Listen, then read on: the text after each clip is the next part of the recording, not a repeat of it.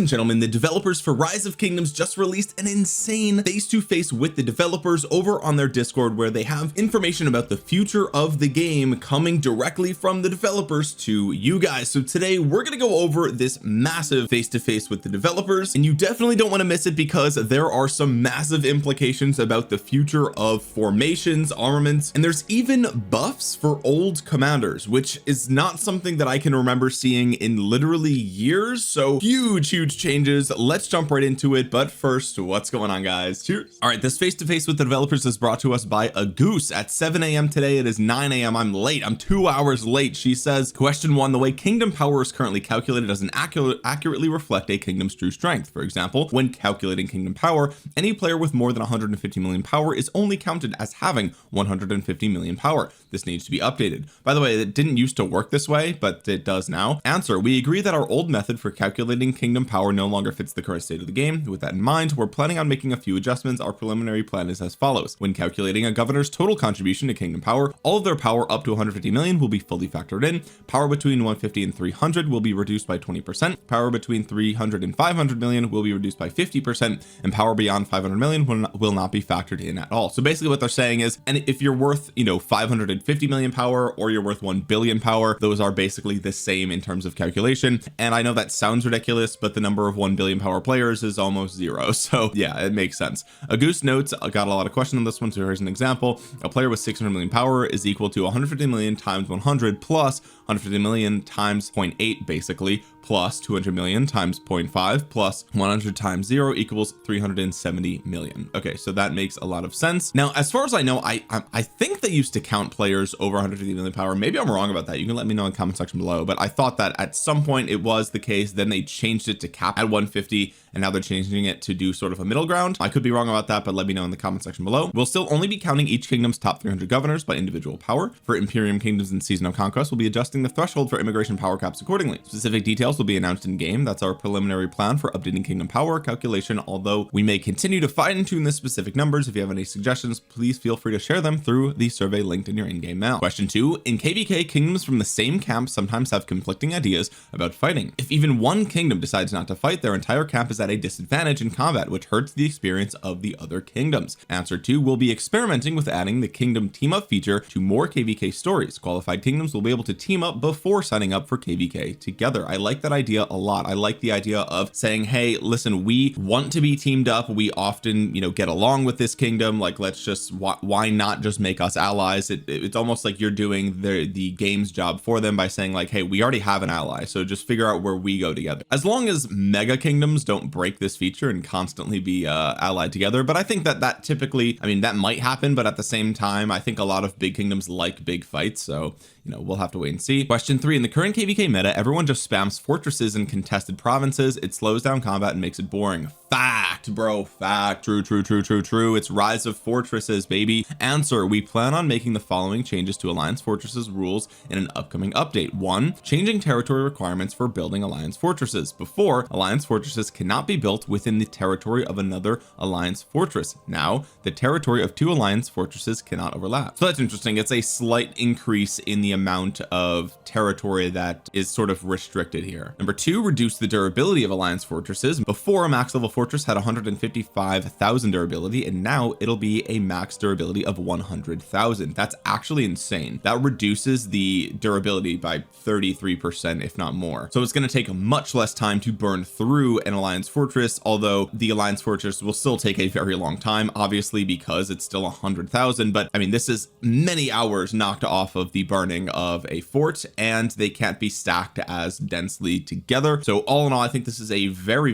good change. I'm not responsible for building territory in my kingdom, so I don't know exactly the fine-tuning details here, but anything that will prevent the spamming of fortresses is something that I am a big supporter of, because I think that it's stupid, right? Because then it just forces kingdoms to have a bunch of shell alliances, so that way they can spam fortresses, and it's like, it's the meta, right? It's the meta to spam fortresses, which I don't think was the intended outcome of the game, and so I'm glad to see that change. Question 4, can we have an event calendar visible during KvK that shows the exact dates when passes open? It'd only be visible in the current KvK season and would help with time management. We're currently working on a feature like this. It should cover key alliance events and the openings of holy sites and passes. That's great. Love that. I love being able to keep track of things myself as well. Not that my alliance leaders don't do a great job of that, but also it would take some burden off of them, making sure that everybody knows when to be places rather than just being like, hey, calendar says be here, you have to do it. That's great. Question 5, when I have to use all my troops for combat, I don't have troops available to gather runes, which causes me to always miss out on the best buffs. Answer: in the updated crystal tech system, we're adding a special technology that once unlocked allows you to summon a rune of your choice near your city. We'll be testing the new crystal tech system in certain stories soon. That's really cool. I like this a lot. I love this because, well, actually I'm a little bit torn here because first of all, I like the idea of holy sites having some sort of strategic meaning, right? Not only do they provide buffs themselves, but they provide runes that if you're able to successfully like defend a holy site, then you can prevent your enemy from gathering the runes there, which I think is cool. However, I do think that one of the perks of holy sites is that oftentimes mega wells are too lazy to get a rune. And I know that sounds ridiculous, but like I hear it all the time on voice calls of people who are just too lazy to get a rune. It runs out, they don't feel like getting another one, whatever. And I feel like that is not the case for free-to-play players. I feel like free-to-play players are very diligent on getting runes because they know how important those bonus stats are for them. And so in a scenario where it's inconvenient for whales to get it because they're already so big and beefy, and it's easy and free for a free-to-play player to get it, I do like the idea that maybe free-to-play players will have the rune advantage, right? In that way, obviously that's purely situational and that's not always the case. It's hypothetical, right? But I do like that, right? Where like if you're lazy, you're punished for it kind of thing. But you know, on the other end of the stick is like, you know, if you go into a past 7 fight and the enemies have a bunch of great runes and you have horrible runes, it's just unfair, like straight up, right? Although I do think that the game does provide enough runes up to that point to where there's probably a decent rune somewhere on your side. So I don't know.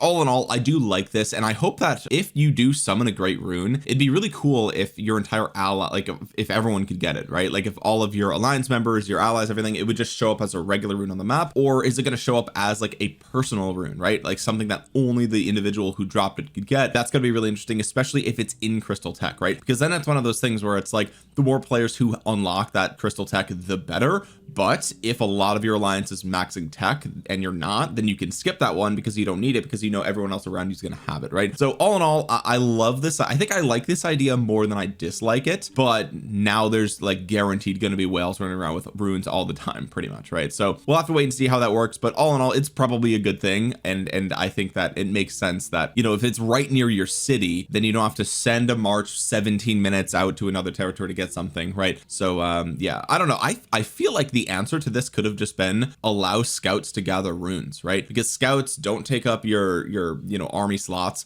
They also can't be attacked or targeted or anything like that, right? And it adds another like use for scouts, right? Obviously there are uses for scouts still, but oftentimes as a field fighter, I'm not really using my scouts very much, right? So I feel like that would have been a nice solution there as well, but you know, it is what it is. This works as well. Question 6, can you make the daily special offer discounts permanent, or at least have them show up more regularly? Answer: we're planning to adjust the price of daily special offers to match the discounted price. The exact date this change takes effect will be announced in game. Okay, so if you're buying the daily special offer, I would probably wait until this is changed, because they did a week of making it $3 instead of $5, which is almost a 50% discount. And I think that makes sense, right? Especially because a lot of those commanders are old, right? Once you have a lot of those commanders maxed, like all that's left are gold key commanders, season 2 commanders, and things that you don't care about at all. So in the event that you want to buy them, for example, I ended up buying some of them for Takeda because in this KVK I had a support skill from Takeda that I wanted to max out, and I didn't have enough. I didn't want to use a bunch of skill resets, and even if I did, it would be really difficult to max that one skill and nothing else. So I did get some of the special bundles for Takeda, and I was able to get that skill maxed at 5, which was nice. But my point is that you know, I'm probably never going to use Takeda otherwise, right? And so having it be cheaper for those reasons would be really, really cool for those that do still want to spend a little bit on it just to get certain support skills, but they're not necessarily going to max a commander, right? Question 7, this is a big boy. Okay, this is a big boy. Acquiring new armaments in season 2 is unrewarding. A lot of armaments seem useless until season of conquest. Answer: in an upcoming update, we'll be moving Takeda, Cyrus, Cheok and Bertrand to season 2. Cheok and Bertrand will also receive some adjustments to better suit the battlefield environment of season 2. Now, in one of my more recent videos, maybe not recently, but in the past month or two, I made a joke saying that Cheok is the most forgot about and useless infantry commander, so much so that whenever there's a new infantry commander coming out, nobody ever says, hey, test them with Cheok, right? If a new, Baichi is announced, they say test him with Liu Che, test him with Alexander the Great, test him with Philip, test him with Scipio, test him with Ragnar, right? No one ever says test them with Cheok, right? Because Cheok is garbage. And so now it looks like the devs also realized that. They also realized that there are other commanders in Season of Conquest that don't necessarily live up to the hype of Season of Conquest, and they're bumping them down to season 2, which I love that idea. Here are the adjustments to Cheok. His commander talents will be changed from infantry versatility attack to infantry versatility smite. So now Cheok is a smite commander. He now is the earliest smite commander you can get your hands on, being a season 2 commander. That is crazy. Ladies and gentlemen, some of you might not even remember who Cheok is, or you're new to the game. This is Cheok. Okay, you might have forgot he existed, but right now his stats and skills are very lackluster for Season of Conquest, so much so that he's like the only infantry commander that I haven't maxed besides some of the rally garrison ones. So his active skill now says deals smite damage to 3 enemy troops in a fan shape with a damage factor of 1500. Every additional target reduced by 15%. If a target has less than 30% units remaining, it is silenced for 1 second with a 1000 rage requirement. So currently right now he does 1700 to one target, and if the target is less than 30% units remaining, they take an extra 30% damage, right? That's what it currently says now. So this is being changed from a single target skill, a very weak single target skill, especially for Season of Conquest, to a 3 target smite damage with 1500. So still the damage factor is relatively low, but for season 2 that's really good, and you have a chance to silence, which is really nice. The second skill here says that if this commander's only infantry, you gain 40% attack and 15% march speed, which is nice because previously it was 40% attack and 5% more damage to calves, but take more from archers, which was bad. So now he actually gets march speed, which is amazing. Third skill, if this commander's troop is on the map, whenever it takes skill damage, smite damage, or combo damage, it has a 50% chance to reduce the damage by 50%, which is nice because prior to this he actually had the skill that said if he takes skill damage, there's a 40% chance to reduce it by 50%. If you had it expertise, it was that plus an AoE and a 3-second cooldown. So what's changing here is that it is basically for any type of the main types of damage here, except they now have changed it to a 10-second cooldown, which is crazy, right? That is a very long cooldown. So more likely to happens on more types of damage, but it will happen less frequently, unfortunately. So there's that. Skill 4, sacrifice, is renamed to born to die, and it says if the commander's troop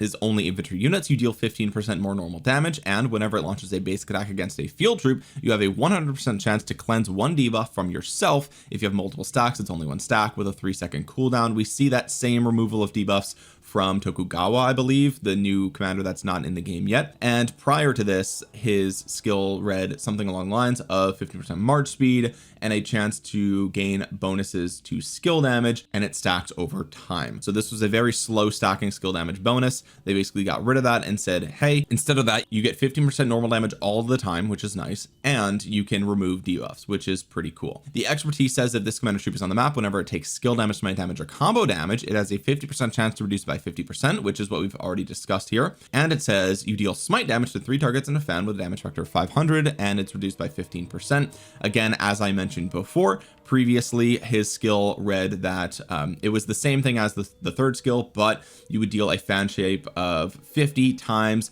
number of targets, and it was basically garbage, right? It was basically nothing. It was horrible, and nobody ever really used it. So now it is a flat 500 damage factor. It's smite damage, and I really like this a lot. I think this is huge. It is a much larger cooldown though, right? Much larger cooldown. The cooldown is like over 3 times longer, so that's also a huge downside. But I would say the rest of his kit is much better, right? It is much better. It is much more versatile. It's more used in other places. I can see scenarios where you might use it. It is obviously a smite damage commander, which is great. It's a 3 target AoE. It's a little bit weaker AoE, but it's still good. All in all, this is a buff, right? This is objectively a buff for Cheok, which is funny because he's actually moving down to season 2, right? right? He's moving down to season 2 and he's just stronger now, which is crazy, right? He gets march speed and attack all in one skill, got a little bit of tankiness here, although it's a long cooldown. He deals more normal damage for his smite damage counterparts. I like this a lot. I like this a lot. This is really, really cool. He's kind of just like a weaker Liu Che. He's a season 2 Liu Che basically, which I love. Part of me feels like I'd rather use him over William Wallace. Am I just a hater? Am I just a William Wallace hater?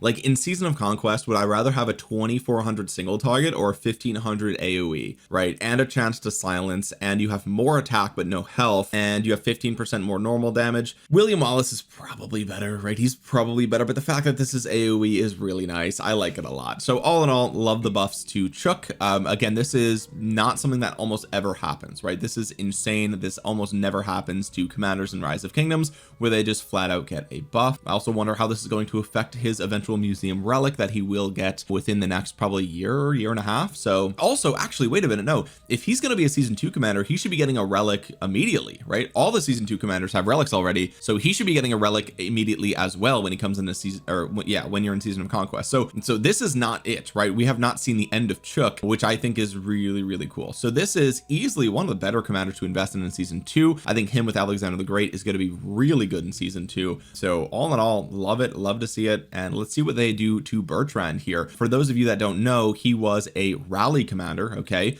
and they are changing him. So they're changing him from conquering and defense with cavalry to cavalry versatility combo, right? So he's now an open field combo commander. That's what versatility means, which is crazy. Okay, his active skill launches 2 combo attacks against 3 enemy troops in a rectangle with a damage factor of 600. Every additional is reduced by 15%. The targets lose 30 rage with 1000 rage requirement. Okay, so what did it say before? That's what I would like to know here. Bertrand is a commander that I did get my hands on somehow. I don't even know how that happened, but right now he has basically a damage factor of 700 over the next 3 seconds and reduce their rage by 20. If he's expertise, does that change? No, it does not. Okay, so basically it was a slow burning damage over time. Now it is a 2 combo attack to 3 targets, so that's basically a 1200 combo damage AoE, and the targets lose 30 rage, but it's a rectangle, so I imagine it's something similar to William, right? William the First. The bump up to 30 rage is nice. I think all in all this is quite good, right? It's a little bit weaker than the AoE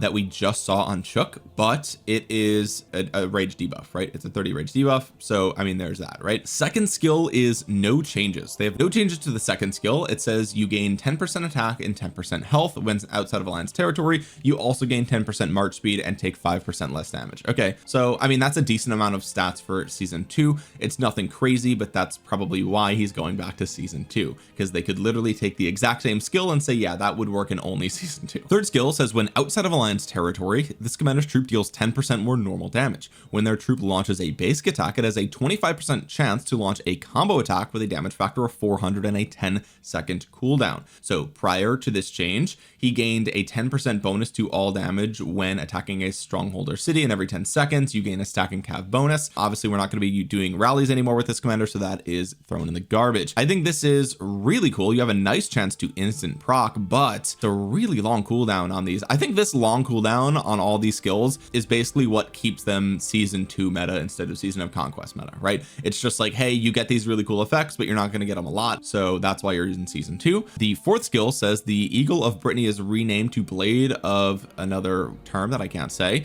If this commander's troop is attacking a field troop, whenever it deals combo damage, it has a 40% chance to increase the rage requirement of the target's active skills by 200 for 5 seconds. If the target is already affected by the rage requirement increase, this skill instead drains 20 rage from them. That's crazy. That's a 5-second. Whoa. Okay, so we're seeing some rage manipulation here, which is something that we also see on our friend Belisarius Prime. Remember his active skill, it says if the target is surrounded, you're inflicted with the deception effect for 5 seconds, which causes the active skills to take 200 extra rage to use. So now, oh boy, that's crazy, right? We're seeing a lot of rage manipulation on calves right now, which I think is really, really interesting. I actually like that a lot. Everyone's active skill is now a 1200 rage requirement for 5 seconds, and I like the fact that this will trigger off of your active skill just like Belisarius Prime, but it's a chance to, and it won't have to be the active skill. It could be something like this, right? You'll launch a combo attack, right? Now does that count as combo attack damage?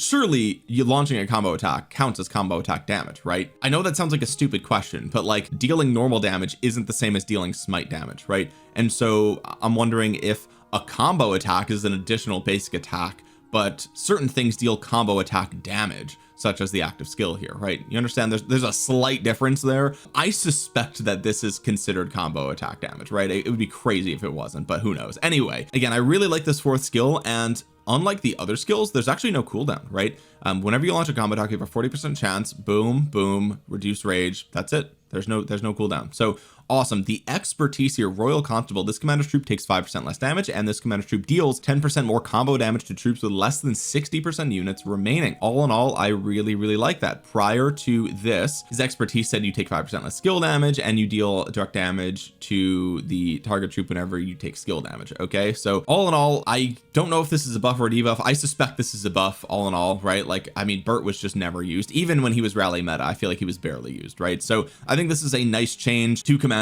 that were basically not being used at all, right? So I love that. We hope these changes will make sure that when the formation armament system opens in season 2, players will have access to commanders that work well with each formation. That is our preliminary plan to address the lack of suitable season 2 commanders for certain mechanics. If you have any suggestions, please feel free to share them with us through the survey link in your in-game mail. So again, all in all, these look like buffs to old commanders that were useless. It changes them to be usable in the open field, and the more things that are usable in the open field in season 2 and can transition into season 3 makes it better. It makes it make sense for new players. It helps them get acquainted with the different mechanics, the different types of damage, the different types of armaments and formations. We love that. And also, like, I'm curious to know how some of these new changes to these commanders might work with Season of Conquest commanders, especially when these commanders eventually get museum relics, right? I mean, maybe Bertrand will continue to be a little bit tanky with his museum relic, and maybe we'll just see more damage on Cheok, right? Like, who knows? But I'm really excited to see how these commanders work. I like that a lot. Now let's talk about the changes to Crystal Tech, because I know a lot of players have been freaking out about this a little bit, because I mean, I don't know, I've been a little bit worried about changes to Crystal Tech myself, hoping that they don't make it all tanky stats, right? I would hate to see that, and maybe I'll make a video about that in the future, but let's hear what they have to say. It says, in the new Crystal Tech system, unit capacity tech will be unlocked earlier, allowing governors to bring their full force to bear in early battles. This is huge, right? This is, I mean, like I've said in previous videos, unit capacity is like one of the most important things to get from Crystal Tech, so getting this earlier in the tree is huge, right? Love that. The new Crystal Tech system will allow you to focus on your strongest units. You'll be able to invest your crystals in the unit type you prefer without needing to research unit technologies you don't use just to unlock new ones. Okay, so I like that a lot as well. And what they're talking about here, and I can show you in the game, is that right now, right, for example, and I hate this about the current system, but if I wanted Swift Marching 3 at level 10, I had to get all of these skills to level, I think 9, right? Or at least level 9, if not level 10. And what that means is I had to get 15% attack for my siege, right? Which for me is useless. I do not use siege. This is actually useless. I'm burning crystals here. I'm throwing crystals in the garbage anytime that I work on this, right? In the same vein as that, you know, gaining stats for my infantry and my calves gives me a disproportionately high value, right? Because I run 2 infantry and 2 calves, whereas when I spend points on my archers, I only run 1 archer, right? And so the stats here are less valuable to me, and so it's better to prioritize the other ones, right? And so what they're saying here is that you no longer will need to do something like improve projectiles 2 just to move forward in the tree at maximum value, right? You won't have to do that because they're going to be changing it so that way you could just focus on whatever troop type you care the most about, which is good. That's just good for everybody, right? Some quality of life technologies will be introduced, such as the ability to summon a rune of your choice or quickly return defeated troops to your city. Now, we talked about the rune thing earlier. I like that being a tech, but we'll have to see how it actually works. And then also quickly returning after defeated is awesome. These things though, however, like, more people are going to have higher unit capacity, and if you go back to your city faster, that means you can deploy faster. This means that you're going to just like fill your hospital faster, right? Like, I don't know, this seems like we're increasing the damage and increasing the speed with which you can take the damage. I mean, coming back to your city is great, right? Especially if you have troops in a city that teleports back to safety and your troops are stuck there, then you can zero them and they come back quicker. There's lots of reasons why you'd want this. I like this a lot. What I want more clarification on from the developers, if they're watching, is are they going to be changing the stats in Crystal Tech, right? I think if they add defense and health to Crystal Tech, that would be a massive I don't want to say mistake, but it would absolutely destroy the meta that has been built around your equipment, right? Everyone has been focusing gear in this game that is focused around primarily health, and if not health then defense, and if not defense then attack, right? That's how the meta has been. I mean, if you look at your best in slot archer set involves some of the leadership legs, right, because of the health on that, right?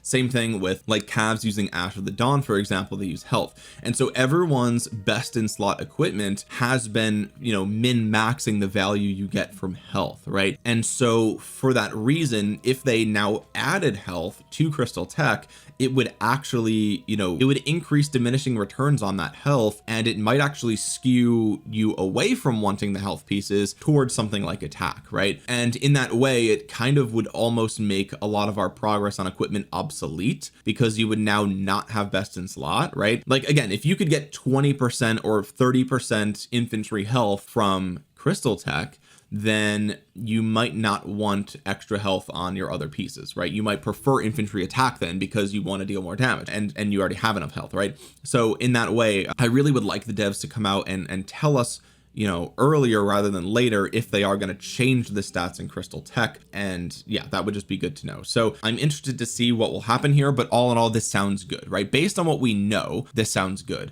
Based on what I would like to know, it's still up in the air for me, right? There's still questions that I have that are unanswered, but based on what's written here, this is great, right? I'm happy to see this. This all looks good. This just is objectively good. You don't have to waste crystals. There's new Crystal Tech, and you get unit capacity earlier, and you could pick the troop types that you care about. That's all good stuff. Question 9, are you still planning on adding the armament fusion feature? The answer is no. I knew the answer was no before I even read this, but basically what they said is, after gathering player feedback and discussing the matter, we've decided not to add it. We'll be making the following changes instead: adding a guaranteed mechanic for armament transmutation to ensure that after a certain number of transmutations, you're guaranteed to receive a high value attribute for the same unit type as the one of your locked attributes. Okay, so that is huge. This is a guaranteed improvement. This is a pity system for transmutation, which is great, right? Because historically you've had to transmute a ton and then use transmutation crystals to like reset it, and it's really expensive, and you may never get something good, right? Here they're adding a pity system where if you transmute a certain number of times, then it's like, okay, we will guaranteed give you a high roll on infantry, right? It might be attack, defense, or health, you don't know what it is, but it will be a high roll guaranteed for your troop type that you locked, right? Which I think is great. I think that's really, really good, because then you guaranteed make meaningful progress, right? You guaranteed will get something that you care about here,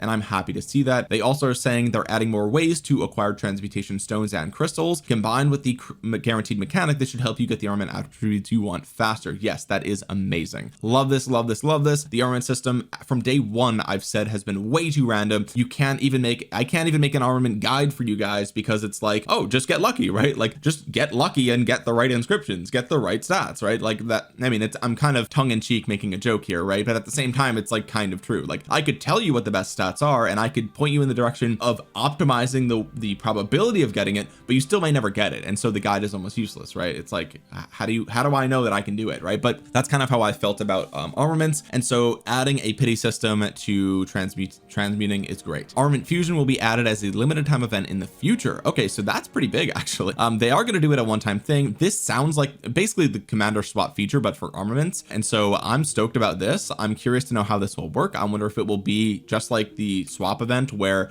it comes at the end of season 2 once, and then everyone else gets it once, period. I think that's really cool. Question 10, this is huge, right? And this is big. Going forward, how often will new formations be added? Whenever I start focusing on a new formation, I worry that a new one will come out right after. Answer: from December 2025 to May of 2026, we plan on releasing 3 new formations focused on smite damage, skill damage, and combo attack damage. After that, we plan on adding new formations for these 3 types of damage every 18 months, so every year and a half. Okay, so they have basically just confirmed power creep on formations, right? In the same vein as, for example, and I know that power creep is seen as a bad word, but I mean, I'm just calling it what it is, right? Like in the same way that Zenith of Power City skins used to be 10%, then they bumped up to 15%, now we're up to 20%, right? The current Zenith of Power infantry attack is 20% infantry attack, right? And in that same way, formations are going to be power crept, I assume, right? I mean, it could be the case. Let me just be very clear here. For example, the pincer formation gives you 10% smite damage, right? The next pincer formation could be 12% or 15%, but it also could be something else entirely, right? It could bump up smite AoE by 20%, right? So it doesn't affect single target smite, but it does affect AoE smite, right? There's tons of different things that they could do with these formations. I mean, we've already seen that in the game. We've already seen them add like crazy mechanics, like multiplying buffs, right? Just influencing shielding factor and healing factor, right? Like there's so many different things that they can do with these formations to really fundamentally change these things, that it doesn't necessarily have to be power creep, right? It could just be something new for those mechanics, right? It could be, you know, if you deal smite damage over time, you increase it by 20%, right? Like there's so many things that they could do. So I don't want to say that this is proven like guaranteed power creep. However, I will say that, you know, the easiest way to get players to get new armaments and inscriptions is by making the new stuff better than the old stuff, right? I mean, that's the same thing that we see for commanders. We see new commanders come into the game all the time, and they tend to be a little bit better than old commanders. And so if they're going to keep adding new formations, I think it's reasonable that, first of all, there could be ones that are great for smite. For example, it could be like if your commander is serving as a garrison commander, increase smite damage by 25%, right? Like that would be super strong, but also super niche, right? And so like that could easily be a thing. So I don't want to scare you guys and say like, oh, power creep confirmed, all new formations are going to be better than old formations, because I don't think that's going to be the case. I think that would be kind of stupid if the devs did that, right? I don't think they're going to do that, but I do think that there will be some amount of power creep for some aspects of the game, and so it's nice that they're at least confirming this for us. Now here's the second thing that they confirmed, right? And this, maybe I'm reading too much into this, right? But this could blow your mind. They didn't mention true damage. They didn't mention true damage. They did not mention mighty healing. They didn't mention anything else. They mentioned smite skill combo, right? And what we know is that smite damage is historically linked to infantry. There are some smite damage range commanders, and historically combo is linked obviously to calves. Obviously Liu Che has combo damage, but mainly it's calves right now, and I think we will see range combo with the next release, to be fair with you guys. It's already kind of baked into the skills, the way skills are worded, so I think that's coming. But they didn't say true damage, and instead they said skill damage, right? So okay, new skill damage formations are coming. So that means two things. One, archers probably will keep going down the skill damage path. That's how I'm reading this, right? I mean, they didn't even mention true damage. I think people didn't like true damage. That's what I'm reading from this, right? So my assumption is that archers will continue down the skill damage path, and also just like with Ragnar Prime being this random skill damage commander thrown in between smite releases, right? We had Liu Che, we had William Wallace, and we have the new Bai Chi. And then wedged in there in the middle was a skill damage Ragnar Prime, right? So I think that they're going to keep skill damage on life support. I think that there will always be new skill damage commanders coming into the game, but it will probably be just much more infrequently, right? It will be over time. They will slowly add more skill damage commanders, maybe as a break in between the, you know, whatever the damage is for that type, right? So like if smite damage is getting too strong, okay, they don't need another smite commander, give them a skill damage commander, right? And then we bench CBO Prime or something like that, right? Same thing with calves, right? So that is how I'm reading this. I think smite is infantry, skill is going to be archers, combo is going to be calves. That's how I'm looking at this. But I also think that skill damage is still going to come to all the troop types, honestly. That's kind of how I'm feeling, right? I don't know. I mean, skill damage has been in the game forever, so it'd be weird to not have it for any other troop type ever again, right? It's like all the commanders in season 1 and 2 are skill damage, except for the new ones that they just revealed in this. So that's kind of how I'm looking at this, guys. If you are an archer main and you've been opening the stuff, the circle formation or whatever, I don't want to say stop it, because we don't know, obviously, right? But I would love more clarification there. Like they literally, it's pretty clear, right? They didn't mention true damage. I mean, they basically have said they've committed, right? Here's what they've committed to: every 18 months releasing new formations for these 3 types of damage, right? They've committed to that. They just said that. Now they could change this whenever, but if they were planning on continual support for true damage as well, surely they would have said that here as well, right? They're talking about this is an 18-month cycle that they're going to constantly be adding things for. Why would they not mention true damage if they were going to keep adding true damage and keep supporting true damage, right? right? So that's kind of what I'm learning from this, is that true damage might be taking a back seat. Maybe it's something that they're going to keep just for garrisons, perhaps. Maybe it'll be like a garrison specific thing, who knows. But I think my assumption is that infantry is smite, archers are skill, cabs are combo. That's what I'm thinking is the case for right now. I also can see a world where more skill damage commanders come for all troop types if they want to take a break from the power creep of the other types of damage. And it could also be a way to revive older commanders, right? In the same way that Alex was revived by Liu Che, adding a brand new skill damage commander at the end of this year could revive somebody else like Nevsky, for example, right? Who knows? Anyway, guys, that's going to do it for this face-to-face with the developers. This was a big one. This is like a bombshell face-to-face with the developers. Lots of crazy stuff coming into the game. Changes to Alliance Fortresses is huge. Changes to runes, changes to crystal tech, buffs for old commanders moving to a different season.